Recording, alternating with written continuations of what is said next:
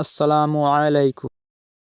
একদিন এক শিয়াল গভীর জঙ্গলে খাবারের সন্ধানে ঘুরছিল। অনেক খুঁজেও কিছু না পেয়ে সে খুব হতাশ হয়ে পড়ল। হঠাৎ করে সে দূরে একটি ডিম দেখলো। ডিমটা দেখতে এতই বড় যে শিয়াল ভেবেই পেল না এটা কার ডিম হতে পারে। শিয়াল ডিমটার কাছে গিয়ে ভাবলো, যদি এটা ভেঙে খাই তাহলে পেট ভরে যাবে। কিন্তু ডিমটা এত শক্ত ছিল যে শিয়ালের দাঁতে কোনো কাজ করলো না। শিয়াল তখন বলল, বুদ্ধি খাটাতে হবে, শক্তি দিয়ে নয়, চালাকি দিয়ে কাজ করতে হবে। সে জঙ্গলের মধ্যে একটা পাথর খুঁজে বের করলো। তারপর ডিমটা পাথরের উপর রেখে উপরে উঠে দাঁড়ালো। নিজের লেজ দিয়ে ভারসাম্য রেখে পা দিয়ে ডিমটা ভাঙার চেষ্টা করলো। হঠাৎ করে ডিমটি ফেটে গেল, কিন্তু ভেতর থেকে বের হলো একটা ছোট ডাইনোসর ছানা। ছানাটা দেখে শিয়াল ভয়ে লাফ দিয়ে পিছিয়ে গেল।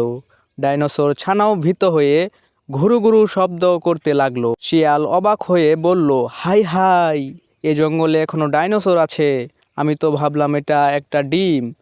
শিয়াল দৌড়ে পালিয়ে গেল আর মনে মনে প্রতিজ্ঞা করলো, এবার থেকে কিছু খাওয়ার আগে দেখে শুনে খাবো, না হলে এমন বিপদে আবার পড়তে পারি।